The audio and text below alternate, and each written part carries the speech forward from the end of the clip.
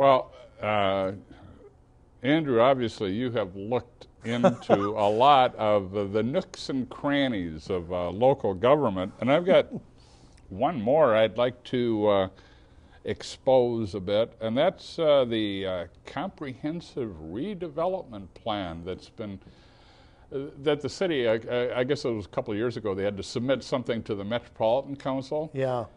It's part of, you've heard of the 2030 plan. Okay. It's part of that. Each city developed their own plan along with other forms of government. And they submit them to, again, the Met Council, which is the unelected body that thinks they govern it. And basically, the city of Crystal put together a task force to look into it. And it was basically, again, a group of mostly unelected people. And there were people from the Planning Commission. There were a couple people, Renee was on the committee, and a couple people from the council. And they basically came up with these ideas of goals they'd like to do in redevelopment for the city. Now, on the one hand, this is not all going to get implemented. I mean, there's no way they can do this all. They don't have the money, and they know there's a lot of opposition to it. However, they are trying to. One of the things that it depends on is light rail going on 81, or what they call Bottineau Boulevard, which is going to be one of their big excuses to redevelop, because we all know light rail doesn't pay for itself. No, it's heavily subsidized. And it's, the North Star line's 22% under ridership than the what the so-called experts, the pinheads at the Met Council, said it was going to be. And so they know it's not going to pay for itself. So what they're going to have to do is find how can we get people on it. And I fear that they're going to use that as an excuse to redevelop. It's called transit-oriented development, where you build the transit and then you develop around the transit. It's like, we had the 5 boroughs of New York, and you have the subways to connect them. You didn't build the subways first. So rather than getting transportation to the people that need it, you've got to bring the people to the transportation? Yes, if you look at most of what they have is they have an area called land use in the task force. It's 22 areas that they target for redeveloping. And a lot of them they want to replace with medium to high density housing, which of course is another way to increase their tax base, because you're going to have more homes and fewer, a smaller area. And they want to do things like tear down the airport, which technically they can't do because MAC owns it, which is just an arm of the Met Council. Tear down Thriftway grocery store, which is on their agenda, and replace it with high density housing. That's Area 6. Tear down everything on Bass Lake Road almost to Target and replace it with houses above offices, so you cram it in as much. And I think it's all developed. And I think even the Northwest Family Physicians move, which is moving to that corner, the northeast corner of Bass Lake and 81, which is Area 3 of their redevelopment plan. But the whole thing, comes down to that they're proposing some pretty large changes in our cities, and I wonder how many people are aware of it. And my worry is people are going to wake up to it too late.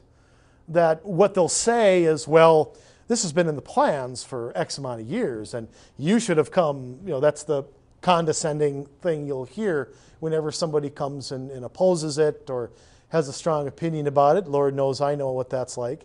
And so I'm just really, again, I come down to what I said in the last show about Crystal being the city I grew up in, having the house from my father, and loving the city and not wanting the feel of the city to be changed and torn up. So it's a big thing. And look, I'm not against redevelopment, and I'm not against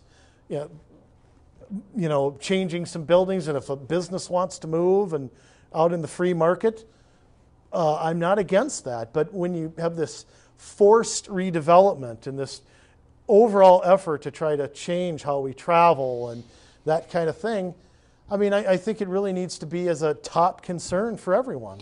So is there a groundswell of public outcry calling for all of this redevelopment? I don't think so. I think it's being pushed by like things like the 3-lane roads. The thing that, yeah, I know we're going to get into that, but Yeah. I mean, obviously that's a trend being pushed by somebody.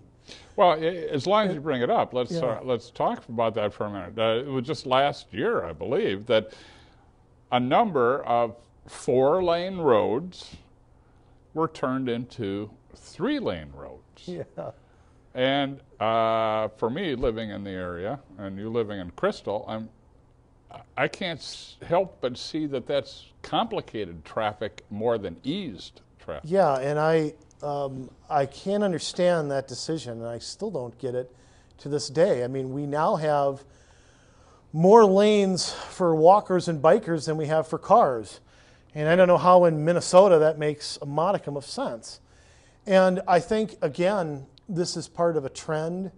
This is something being pushed by the county, Met County, whoever their puppet masters are. Because I go out to Hutchinson to visit my grandma, and Highway 7 is now a 3-lane road in Hutchinson.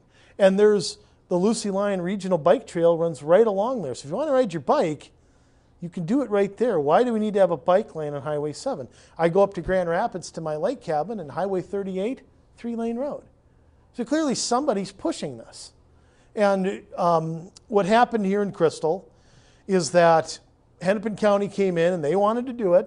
Of course, we had to pass a resolution saying they could. Again, we talked about it in the last show where the city councils and the mayor have power to say yes or no to some things. And there was very little public discussion of this. In fact, I looked and I couldn't find any public hearings on this before August 2nd, 2010, when this decision was made. And as far as I know, the only people they informed were the people who live on Douglas Drive. There was a public hearing on 36th. The people who live on Douglas Drive. I have friends who live 1 block off Douglas Drive, and they've told me they were never told that that was going to happen. It wasn't in our newsletters. It didn't go in the Sun Post till after it happened. So, I mean, if just informing, I mean, and the 3-lane roads affect everybody. They affect our businesses. They affect people have to use these roads to get to work, to drag their kids around, to go to school, to whatever. It affects everybody. And just informing people who live on that road, and that masquerades as informing the public, is ridiculous.